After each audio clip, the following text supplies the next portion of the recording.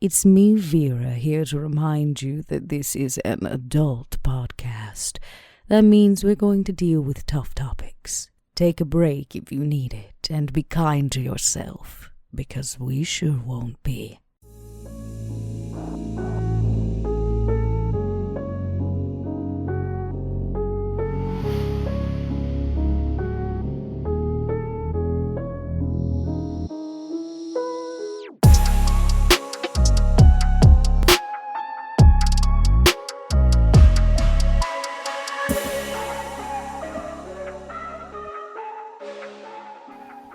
Hello everybody, and welcome back to Cracked Crown, episode 21 of season 1. As always, I am your storyteller, Mike Martin, and today, after some weeks apart, the entire coterie is back in an episode.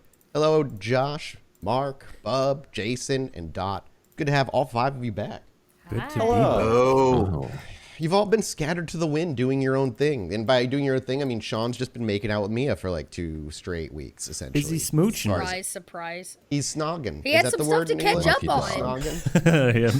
We only left New York like 4 weeks ago. So. That's true. 4 weeks. Yeah, everybody's kind of been scattered to the wind doing their own things, but some plans have been proposed. Some things have been learned, and I'm excited to see what the coterie does when they get back together and what plans they end up putting forward.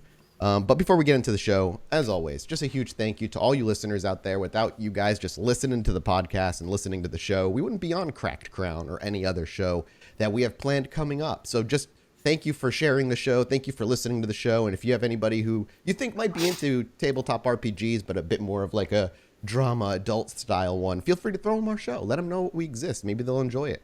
And if you want to go above and beyond and support the show in a way that just is more monetary and direct, you can over to patreon.com/podbynight. We got a bajillion different tiers over there, so you can find something that suits your budget. And you get little bonuses and extras in the back end, from access to locked rooms in the public Discord, to special colors, to after shows, both audio and video, and a bunch of other things. So please check out our Patreon. If it calls out to you and you want to really go a step beyond, supporting us there is the next best way to do that.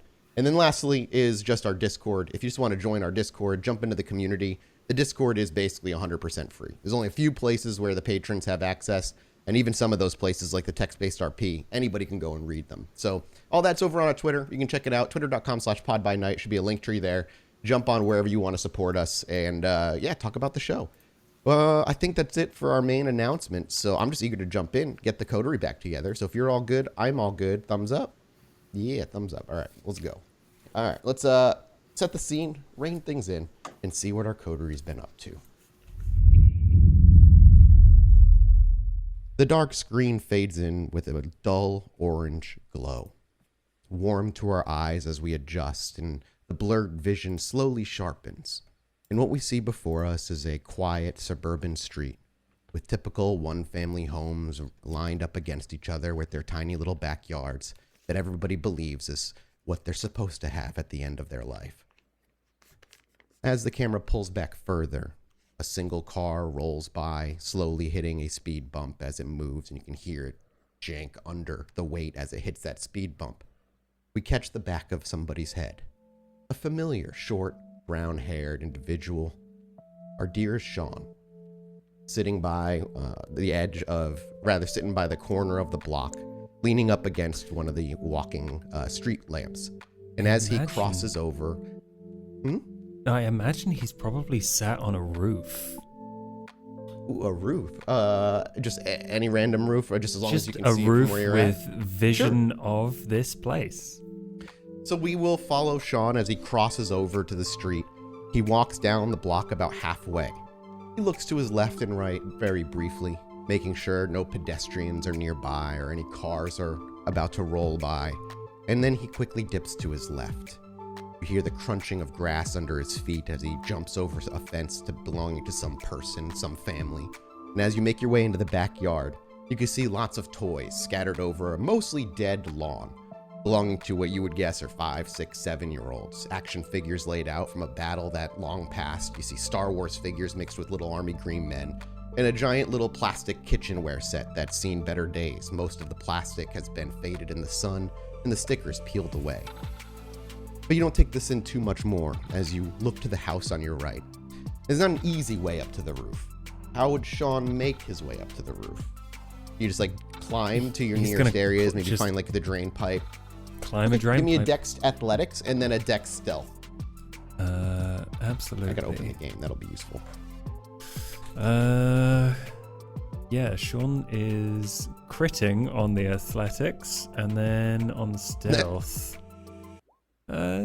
Less, but he's, hidden away. Because you critted on your first one, your difficulty on your stealth check is lower.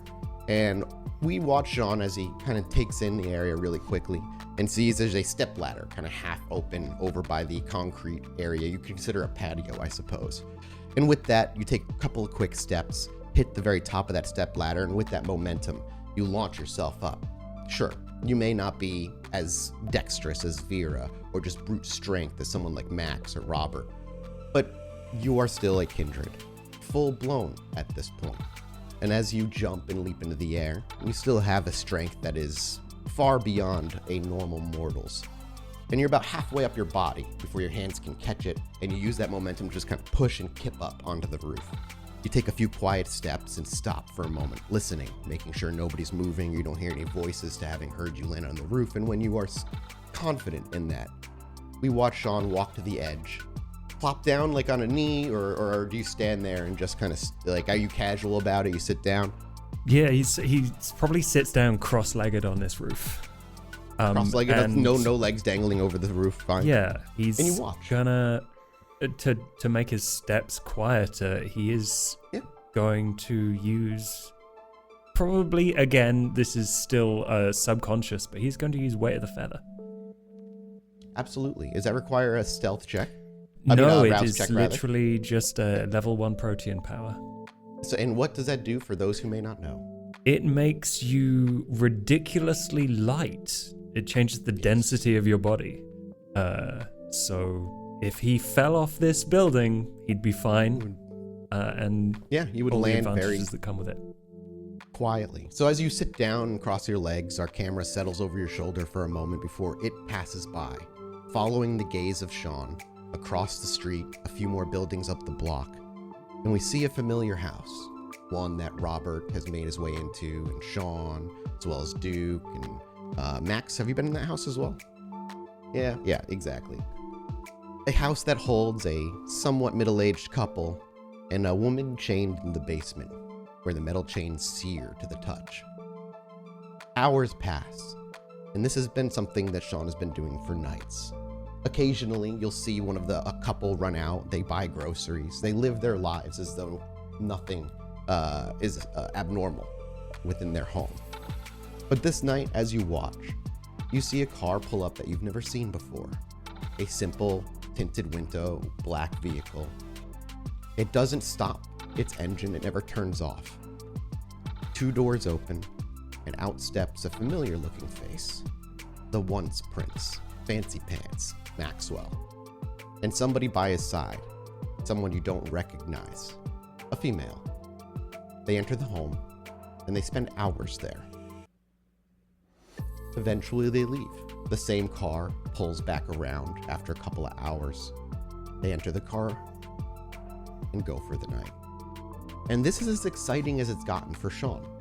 For the past few nights, he has spent stalking this home, watching for anything. And the most you've gathered is they seem to live life oblivious, almost like they are, whether they're doing it via discipline or domination, or they're doing it because they are truly oblivious, they seem to just live normal lives, groceries, they go out. And then on this night alone, you see Max. He's there for 2 hours, and then he leaves. Do you head back to, and I imagine after some time, Sean heads back to the tire shop. Yeah. Unless No, he's at this point he's pretty confident he's got an idea of the comings and goings, so he's gonna gently drop off the side of this building and make his way back slowly land on the ground quietly, the grass barely even folding under your weight. And you step over the fence and rejoin the sidewalk. It's a stroll home, but not a long one. And as you enter the tire shop, Mia is there, smiling, but she actually doesn't say anything as she just gestures behind herself. And as she does, you can actually hear the voices of your entire coterie all coming together on this evening. As you stroll past her, she just kind of gives you a wave. You see Max, Robert, and Vera all chatting in the common area, with Duke off in the corner, watching, mentally taking notes most likely. But there's a lot of conversation happening, and all the topics seem to be jumbled. As Sean walks into the room, the four of you see him, of course. And it's been a couple of nights since you've seen Sean. Doesn't mean he's been up to no good, but you've all been busy. Much like Vera and Robert haven't seen Max in a little while, and so on. But now the coterie returns, and everybody has a bit of information to trade. Hey, kid. What's the rumpus? Ayo, Max. Just been hanging out, trying to figure out that visionary thing. It's weird, but yeah, I'm good. There are a lot of drugs in this town. It's great.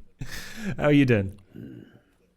Fine. I just back from meet with the NAS myself, the local chapter, so to speak. So, confirmation, yes, no vampire hippie shit?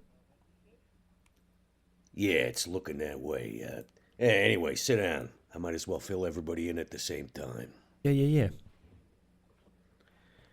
So, as mentioned, the meet happened. It wasn't Levi this time, it was a new guy, Bob. And, well, the upshot is, from what I can tell, Danoff seems to be on the level with this Golconda whatnot. I mean, I don't think he's trying to make a play from the shadows, if that's what we were thinking. Nah, he's legit. And there's a possibility I'm gonna get a face-to-face with him finally. I don't know how much it helps us, but I want to see him for personal reasons. But more important, while I was down in the sewers, I ran into a couple of, shall we say, persons of interest. They were tailing me. They were looking to jump me. One of them was named Lex. Didn't get the other one's name. But, question, does the name Evelyn Stevens mean anything to the rest of yous? Robert may make me a intelligence politics check. I'm not sure if he has much in politics, but he would be the only one who may have heard the name. 2 successes. For you, that's plenty to know who this person is, as she's kind of a bit of a known name in Gary, Indiana, specifically. She is, or was, Juggler, Juggler was the leader of the Anarchs in Gary, the Anarch Baron, he known himself as. As far as you know, his one and only child. So she is and you would know she is you would know she's a Bruja. I assume Robert fills the rest of us in. Yes, I fill in the coterie. Okay, well that makes sense, because them two, Lex anyway, seemed like a Bruja to me, you know. So Yes. the Anarchs tried to attack you? Well, they didn't get that far. I was traveling under my usual means of concealment, and I got the jump on them. Here's the thing, though. They're still alive. That was my next question. Yeah. I figured what with all this Golconda whatnot and Nas being Nas, there was a good chance that I was being observed by whoever I was supposed to meet. And as it turns out, I was right. So letting them walk free with their heads not punched through was probably a good move on my part. So is this you drinking the Kool-Aid, or is this you just being smart? Yeah, well, little of column A and little of column B, but definitely weighted more to the column B. I never thought I'd see the day. Yeah. Anyhow, Lex was the one that did most of the talking. From what I heard beforehand, it sounds like if they're not on Evelyn Stevens' payroll, then at least they're taking orders from her. The Nos are. No. Or the Anarchs These two. are. Yeah. And on top of that, Your name was mentioned. No Again, surprise. Before I jumped them. Yeah. I put the fear of you into them. Kind of gave them the impression that you were wise to this entire thing and that they'd walked into a little trap that you'd set. So, yeah. And he rolled rather well. Well, I can't say I wouldn't have done it better myself. Well done, Max. That being said, that is definitely not our plan. Do we need to be worried about these anarchs? I mean, I probably don't need to tell you that they ain't pleased by us being here. They're looking to take us down, however. Their plan was to eliminate me, maybe cut out a big supply of your muscle. And I'm a little offended they only sent 2 of them, but they seem to indicate that there were a bunch of teams all out. There might have been bullshit, who knows. But anyway. Well, it's the anarchs. Of course it's bullshit. Yeah. It's all pomp and circumstance. Plus, by their very name, anarchs, organization is not their strong suit, you might say. Yeah, well, I hope you don't mind. I made the tactical decision not to rip one of them in half, which I could have easily done. But, Why did that sound like a Trumpy accent? Easily done. I could have Sure, buddy. Heard like Nosferatu Trump in half. Many people say I could have ripped him in half. I was in the sewers when I was confronted by 2 radical left anarchs.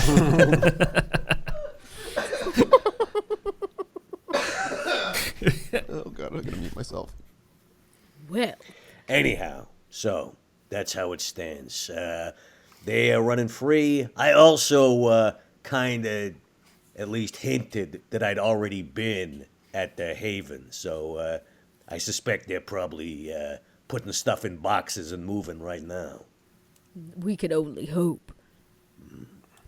Now, regarding this Nosferatu, did he give you any inkling, knowledge about what it is that... where their interests lie?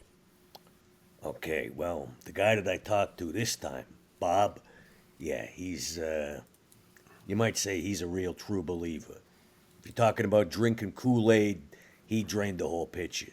He's, pretty high on Danoff. Danoff himself, like I say, I haven't had a face-to-face with, but from everything I heard, yeah, I don't think he's a player in all of this, at least not looking to pull the strings, you know what I'm saying? I think he's off in his own corner, but I do want to follow up this lead. I've already made a drop. Hopefully he gets the message and we get to sit down at a table together. I'm just interested to know how he feels about Maxwell. That I don't know. I think, if I had to guess, he kind of thinks he's all above it, you know? He's on a cloud somewhere going to Nirvana. Interesting. Sean, what did you find from staking out the house? So it's pretty standard, we're just a normal suburban family, with a woman chained in the basement. And so nothing really happened. It's pretty normal for Gary. I mean, it seems that way. Like, I've been in some basements here. It's weird stuff. Anyway, the Maxwell showed up with a woman I don't know, which shouldn't surprise you. I don't know a lot of people around here, but like, can I describe her to everyone? A little bit, yeah. They were a bit far away. She was definitely taller than Max. She wore Please, fancy pants. She was taller than Fancy Pants. I'm gonna get confused over here. The short king. Yeah. Short king. Yeah, taller than Fancy Pants. Was wearing casual clothes like sneakers, jeans, and a white t-shirt, but you couldn't see the details on it. And she had like shoulder length black hair that was straight and down and just kind of hung around her shoulders. Okay. You couldn't see like eye color or anything from where you were. Yeah. I'm assuming she was white. Oh yes, sorry. Was it the girl's sister? Was it? No, it was not the girl's sister. I'm gonna take a wild stab in the dark that this is the Tremere that did the chaining. but I've got no evidence for that. Oh So shit! he's got I never a few showed people Meer. on his side. Meer. Well, she'll know. I forgot she was Dramas, here. but- She's off in another room. She kind of keeps to herself. She really doesn't want. She avoids confronting rather pretty much all of you the best she can. Can she tell us anything about this magic? When I The one on remember the to ask. chains? Yes, probably. I mean, she's. He has to really... walk out of there without a hickey on his neck first. I'll try and remember next time we're in the same place. Focus, Sean. Okay. Stay a little focused. Well, speaking of Maxwell, it seems relevant that we have a little conversation about what we're going to do with our fancy pants problem. Well, like I said, after the rest of yous left, he kind of showed me that he's not quite as unflappable as he likes to pretend. Threw a little hissy fit, you know, smashing the wine goblet and all of that. Oh, I can only imagine. Oh yeah. Sean has no idea what you're talking about. He was forward to some degree, but the fact of the matter is, well, he bought the Garrett ruse, and Sweet. well, unfortunately, Love that. his offer was thin, to say the least. He does, in fact, want to take Chicago back, believing that Jackson, or whatever the problem is in Chicago, will be solved upon his return. Most importantly, the first step to his plan is us getting him into the city limits. Yeah, didn't he can't- want a room at the hotel? We did. He made a lot of promises without a lot of security in that he could deliver. Interesting. So like, what was the vibe? Like, Rob, was he the same dude you remember? The vibe was like the dinosaurs. They had their chance. They don't get to come back. Gotcha. On board. And Sean salutes. Well, there was this movie called Jurassic Park where they did get to come back. I don't know if you ever saw that, but it's quite fascinating. I thought it was the documentary when I first saw it. I have no idea. What is this movie? Oh, yeah. We've been Yeah. to the movies recently. And let's not forget Valley of the Guanji, which is also about a dinosaur. Right. I've never even heard of that. You're gonna love King Kong, and Godzilla. This is. I have so much Maybe to show for you. another day when we have a decent theater to go to. I imagine as the movie talk is happening, the camera slowly pans to Duke over time, who's simply just standing there, staring blankly. He tried to play into all of our vices, our wants. He has an inkling that Jackson has done us wrong by taking what belongs to us. We reassured him that Jackson is simply keeping it safe until we return. Oh, so it sounds like he's on the back foot. Like, why don't we just go in there, kick the shit out of him, and I don't know, Well, put a flag in you Gary? You talking about Fancy Pants? Yeah, fancy pants. Yeah, well, here's the thing, kid. He's pretty old. And he may have fallen from political power, but something tells me he packs a lot of punch. Anyone got a He's been flamethrower? using... Doesn't match my outfit. Wait, you know where we can get a flamethrower? Because that changes a lot of things. No, I don't know where we can get a flamethrower. Actually, Other than- Sean met with somebody who does run weapons recently. A particular crime family member who is talking about taking weapons and drugs into Gary, Indiana. A woman by the name of Candy. Anyone got any special requests? Sean Wait, might. you- You literally do just met somebody who might be able to get you that. You can actually get us an actual flamethrower. Military grade.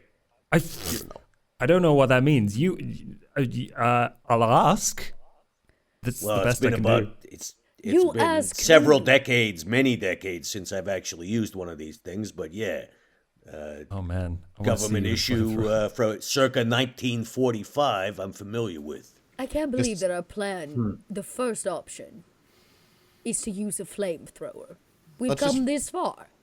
let's just remind everybody that a flamethrower would cause a fear frenzy check on everyone around it. It's not a freaking match or a lighter. It is a huge flame that would cause your beast to recoil in terror.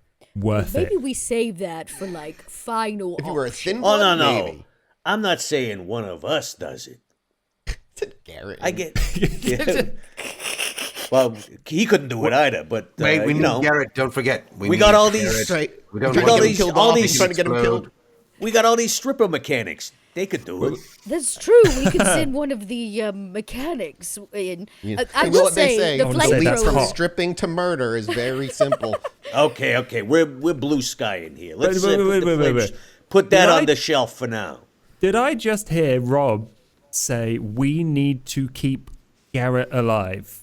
Oh, wait till you hear my idea. And I've expounded upon it that I have an even better little additional Well- add-on to it. Robert, don't stand on ceremony. The only plan we have is a flamethrower. So if you have an idea, I'm all ears. Well, it goes along with setting Garrett up as the puppet prince of Gary, Oh, right? That we Okay. completely control. okay. So Garrett from Gary becomes the prince. Look, he knows the ins and outs.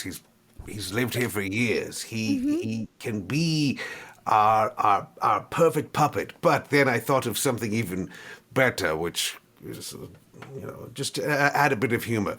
Once he becomes the Prince of Gary, we change Garrett's name to Gary, so that the Prince of Gary is Gary.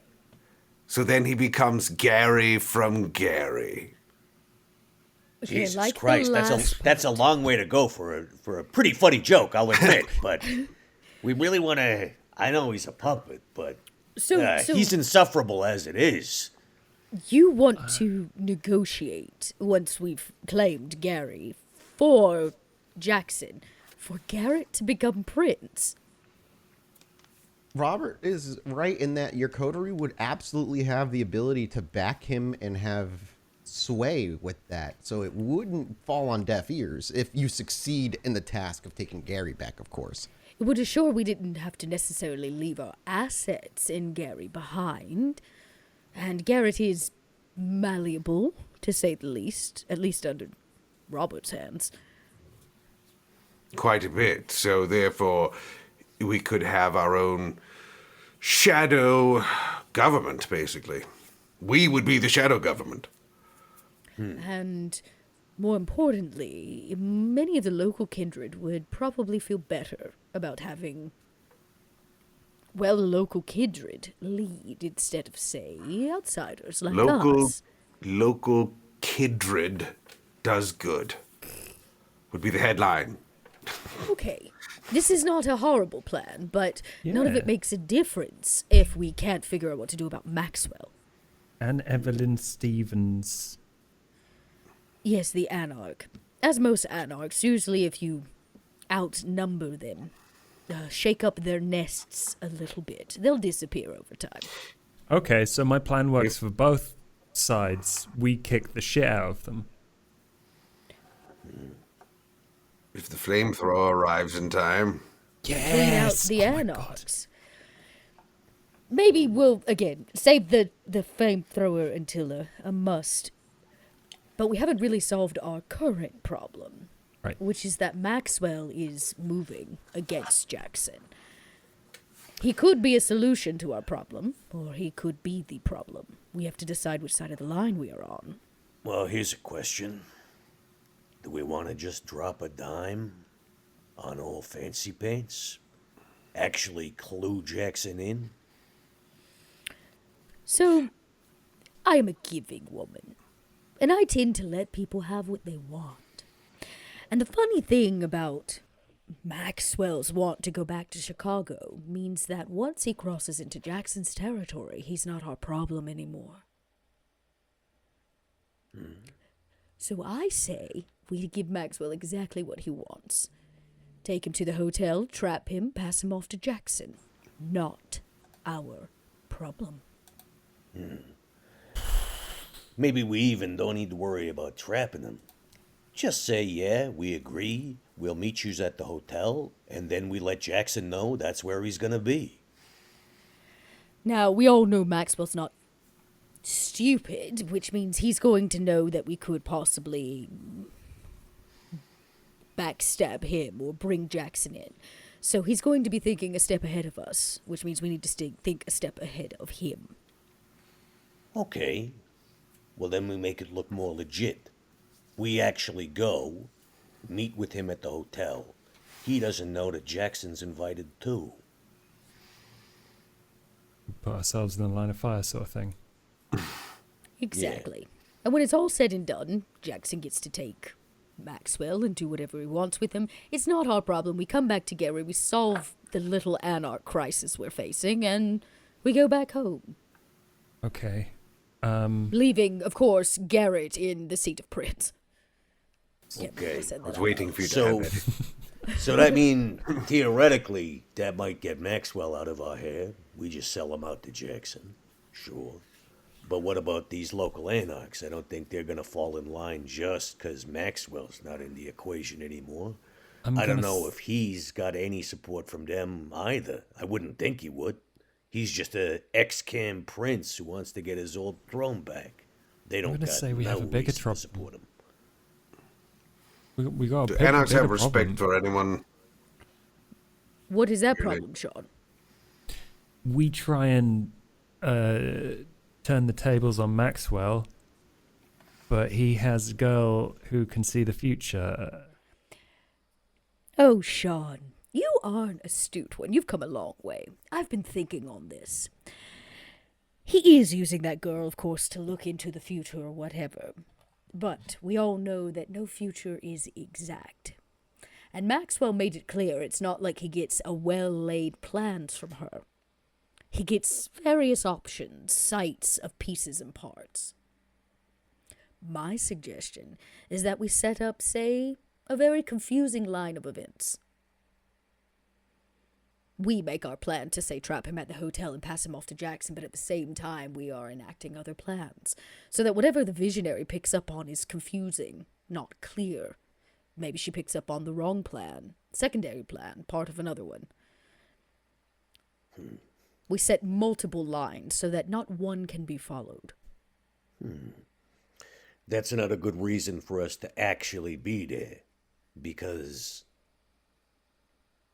he'll know, if he looks into the future, he'll see us there, right? Is that how it works? I don't know. Magic. All you know, like the way you understand it to work is that she just speaks a lot of just like what seems to be nonsense, but for the keen ear and know what to listen for, what she's saying is a lot of random, potentially varied versions of what may happen. It's not, like Vera said, it's not clear. It's a lot of like prophetic, just speaking out of her mouth. And if Maxwell is stupid enough to follow the prophetic spouts of this woman at random, well, then that's his fault. Out of curiosity, what's Duke been doing this entire time? Just listening quietly in the corner, standing there? Yeah, Duke's been mulling some things over based off what they've been saying. Okay. Lynn, Actually, at this point, yeah, Max will actually turn. So you're all clammed up this evening? You got no thoughts on this, Duke? I don't have as much of an investment in Gary, nor do I believe in the capability of Garrett to pull some of these future plans off. Rude. Yeah, I mean, that's a pretty good point. Well, do you have other suggestions? What do you have faith in? I like the idea of removing this figure, visionary, from Max. Maxwell, fancy pants, whatever you wish to call him. I think if he has access to a line of information, he can lean on that in anywhere, in any way. But if we remove that, we take his phone call. He can't gain information. There's nothing for him to have. Yeah, but... we could just as easily dispatch of this person. But we got some, well, probably magical safeguards that we got to deal with to get her out of that house, right? She's in that circle, there's the chains. Something tells me they ain't just 12-gauge steel, you know? It also assures that he knows we're working against him. which means there's no way to move him into Chicago without him knowing that we may be working against him. Unless we could pin it on Evelyn Stevens somehow. So, on the occasion, we have a couple extra assets that we could use or call upon. One of which has been sitting in the icebox for a few weeks. The Lupine heart. Oh, yeah. I had a thought about maybe burying it or hiding it on Maxwell's property. See if the Lupines won't sniff it out. Make the attack on the house without us. Okay, I like it. Now, it may mean a lot of collateral damage. Now, were you including talking the about... visionary. You talking about putting it on that house? Oh, I am. Okay, well, then things... It could also be a solution to our Anarch problem, but we don't really know where they're housed up, and if they're moving regularly, it's harder to, say, plant the, Where are you keeping it in the moment? It's in, like, a deep freezer box. Okay. It's like, it's in a box, and then it's in, like, a deeper freezer box. I think we ended up with... I'll have to go back and check my notes, but I know we had the heart and maybe one claw. It was, like, a couple claws that had been pulled. Gotcha. Okay. And so I was trying to keep the heart away from, I don't know, the air. Yeah, no, that's an incredibly intelligent move. So it came in a small freezer box, and then I put it in like another one until we decided what to do with it. So Yeah, just drink some out of it. Nothing bad will happen if you drink werewolf blood. yeah, no. Another reason I hate it. Just a thought. I say we pull out all the stops if we have to. Do we care about keeping this visionary, helping her? If not, then we'll treat her like any other collateral damage and take... I don't know if this was forgotten, but I do want to bring it up. Maxwell also hinted that he has Robert's family hostage, or at least knows where they are. Oh, yes. And dare we forget... That was his, like, last play at the end. The one major card that Maxwell is holding is Robert's family. So in the end, I think it is really up to Robert, since the things he cares about are on the line.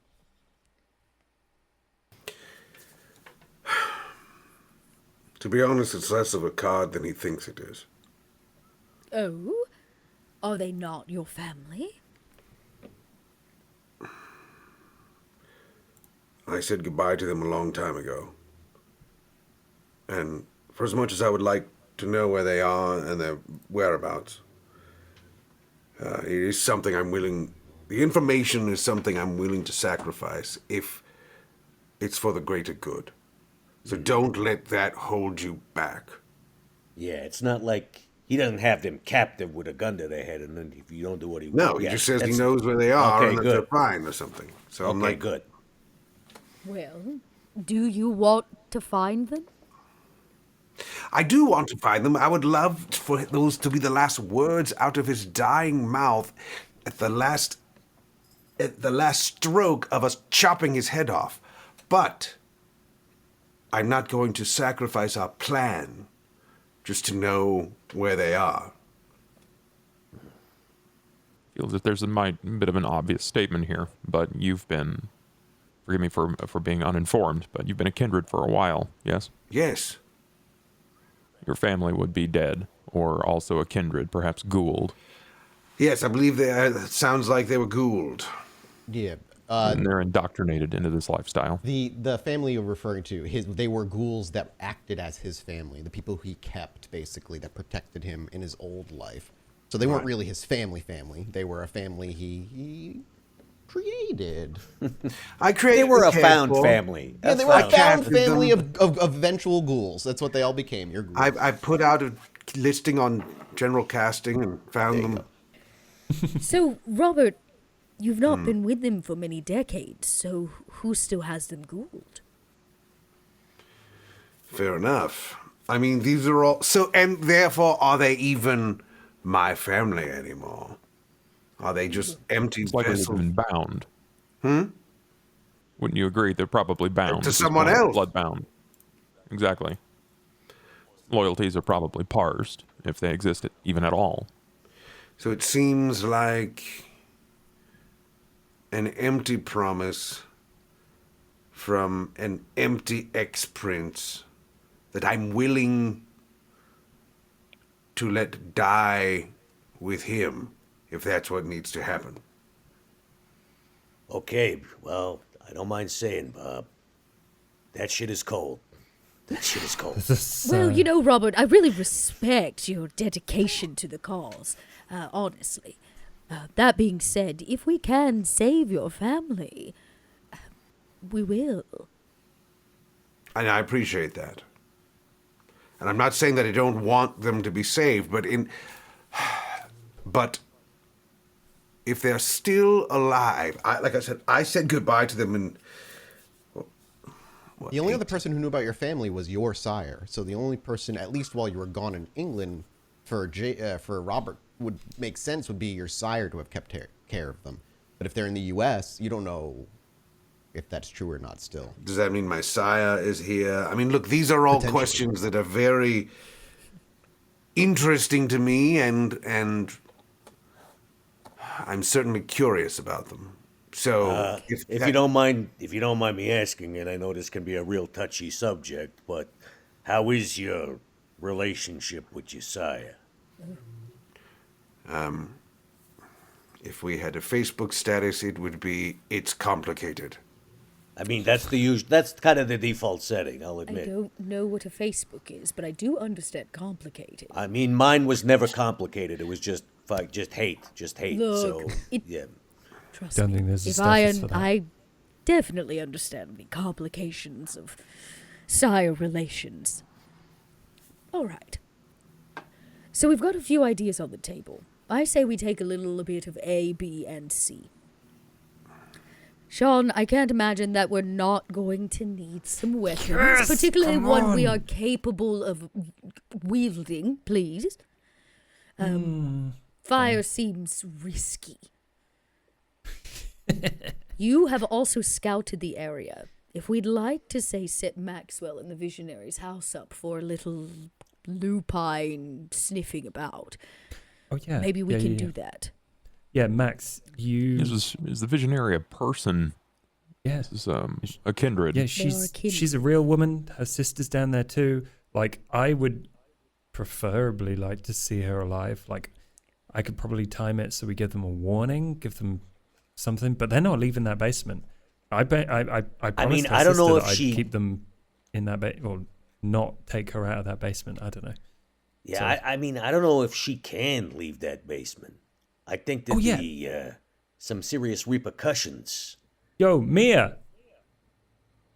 There's a few moments of silence before some shuffled steps, and Right. Mia rounds the corner. I forgot she was here. Hey there, She Mia. looks quietly, nods, and smiles at Max. Mark. Yeah. Max does give her a, what's the rumpus? She just smiles and gives you a hello, like, up nod to Max as she doesn't fully step into the room, but stays in, like, the doorway. Hey, babe. I was wondering if And you said that openly in front of all of them. That's amazing. Vera Thank you, has to Sarah. sit down. Yes, Vera, I was saying, how do he says that? How does the coterie react? Vera sits down immediately. Max does the ooh la la. Unflinching. The old, Yeah, of course. And Robert doesn't even he's like, who's this woman? I don't know. Right, I'm just going, Yeah, okay. yeah, I think Max gives the full on Futurama like ooh. But she looks to you when you say that. Yeah. I was wondering if you could give us the lowdown on, and he takes his phone out and shows her pictures of the chains and the magic circle in that basement. I need to have her make a roll. What kind of voodoo is this? 1, 2. She looks at it, and there's a, shall we say, a curious look. Her eyebrows raise a bit. You can see her jaw clench a little bit. She turns the phone sideways for some of the pictures. Then she hands it back. I would need to be there, but that looks like some sort of bounding ritual on first glance, which she then giggles to herself, which I guess with the chain seems pretty apparent. I mean, confirmation's useful. Thank you. Like, do you think... If you could get me in there, I could get you more specifics, but that's... Then she kind of stops herself from offering more as her eyes quickly go to Vera when she starts to offer more, and she kind of shuts herself up fast. Go ahead, Meer. Make yourself useful. I mean, you can get me in there and I could see the actual work done, and I might be able to give you more. I'm not properly trained, remember. I have a little bit of an education, but it's, So, you it's a don't lot think... self-taught. You don't think you could put a whammy on this whammy? She shrugs. I say it's 50-50. Maybe. So you can't break it, the spell. She shakes her head. I might be able to. I don't know. I need to see it first. I need to see the details of the ritual first. It's hard to tell with just pictures. At this point, we've scouted that house a lot, and we've been in and out of the door. If we think Maxwell's going to allow us to keep walking in and out, we're kidding ourselves. So if we go back, we're only going to get one more chance. And the question is, do we want to set the house up to be a hit, or do we want to rescue the girl? Fuck. I don't know. I want to see her alive, but I have no previous allegiance to the woman, and personally, if she's as valuable as everyone believes, and as Maxwell believes, then it might be a bargaining chip moving into our next city. So, if we take her, and we help get her out of the situation, there is not going to be any negotiating with Maxwell to come to Chicago. No, that ship will have sailed, I think. And then what? We want to take Maxwell on head first?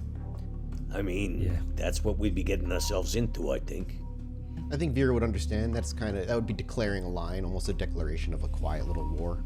Quiet, but Do After we the want to negotiations you had. fight a war? On two fronts, now that we're talking about the Anarchs being up our asses as well. Well, like I say, is there any way we can pin this on the Anarchs? got nothing. We got no Anarch Maxwell stuff. knows we know about her. I don't know if the Anarchs do. Yeah, everybody around here seems to think the Visionary is some kind of book or something. The fact that it's a person, I don't think is common knowledge. It seems part of the front to hide her. What if we kill two birds with one stone? What if we move Maxwell into Chicago and we take the girl? All as part of one event. He's not going to leave Chicago without her. Duke's right, especially if she's that valuable. So he would have to say take her with him. Or take her with him, yes. Vera, you're not suggesting that we split the party, are you? Yeah, I'm suggesting we I split play a lot of Maxwell's D&D. party. Okay, I like that. But so And then some of we us could go to the meet in Chicago, some of us pull off this little heist here. I think it's all in one. We convince Maxwell that yes, we'll move him into the city of Chicago. He's going to want to bring the Visionary with him. During the entire process of trapping him in the hotel, we separate him and the Visionary. I say we hand her over to Prince Jackson as well. I imagine he'll want to question her for what information she has given Maxwell regarding the situation. Having listened to all this, I say we bury a werewolf under a house. This is also my thought. I'd be interested to see just how much, what's the word I'm looking for? Firepower Maxwell actually has. A Lupine attack is no small thing. And who knows, maybe they'll take out some of his goons while we're at it. Does he know that we have that heart? He does not. Okay, well, I mean, if we're looking for something that doesn't have our fingerprints all over it, that's an option, I suppose. But, And the good news is the fingerprints that are all over it don't belong to us. They belong to other kindred of the city, the ones who gave it to me. Sure, Such those a factions wonderful were so housewarming gift if you really think about it. happy. Yeah. Yeah, so, I mean, the girl's ones that still gave got it a to us, chance. just refresh me. They're at least cam-curious, I would say.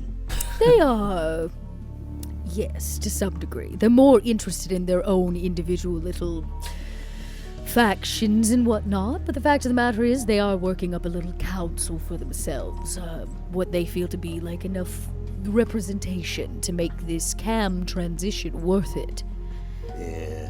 Yeah.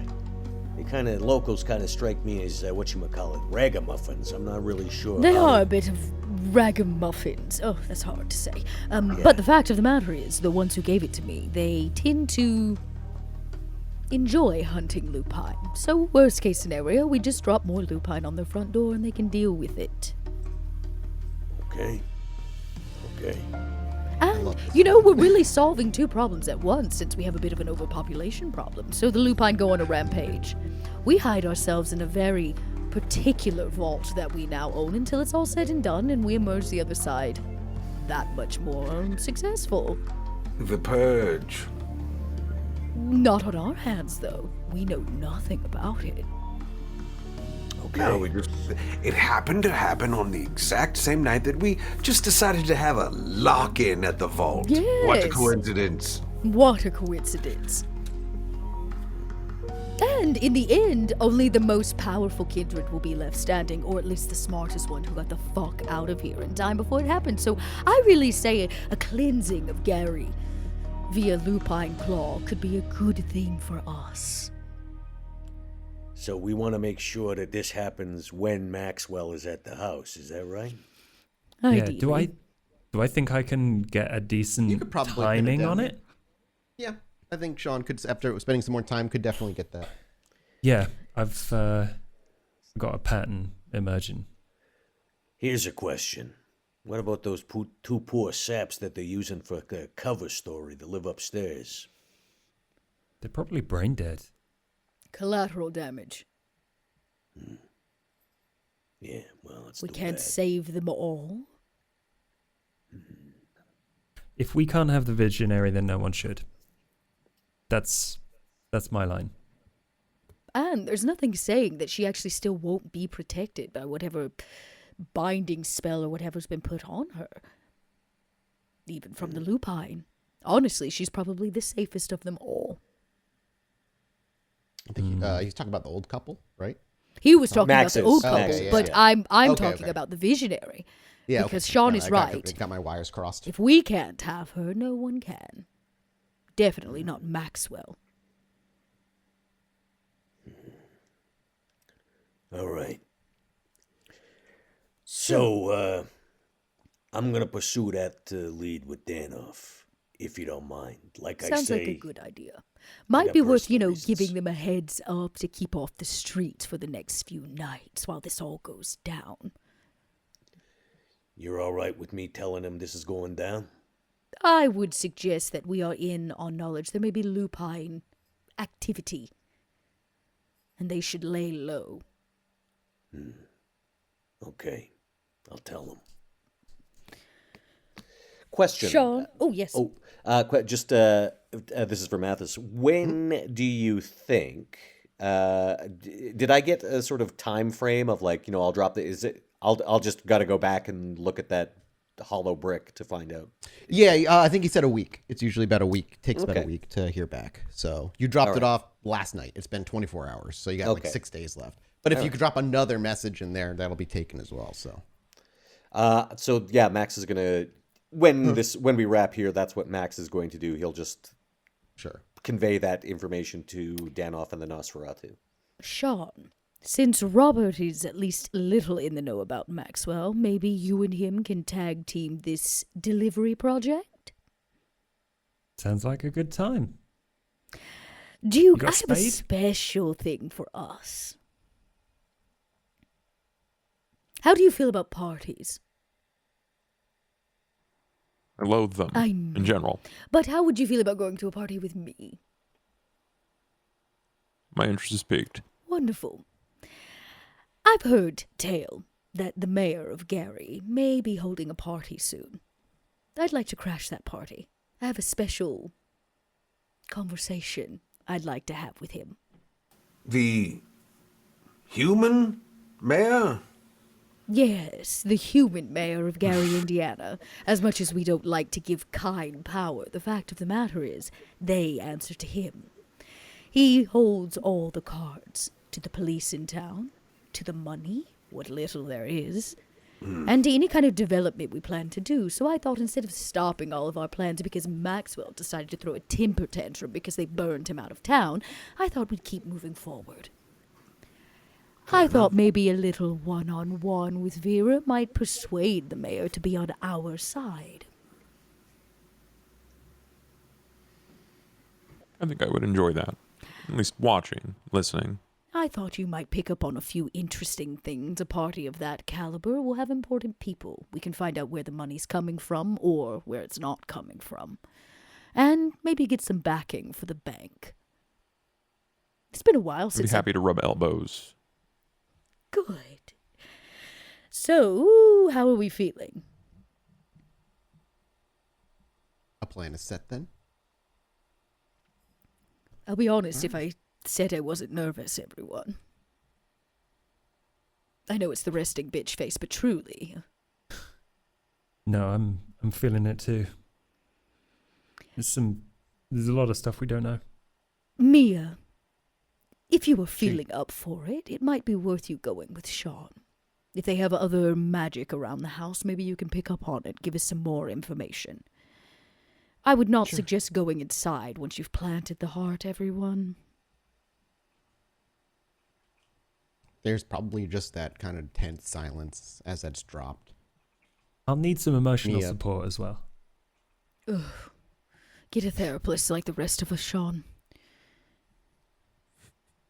Then on that, as the plan is set, our camera doesn't fade to black immediately. Instead, it transitions slowly to inside of a freezer where an enlarged heart lies before our view.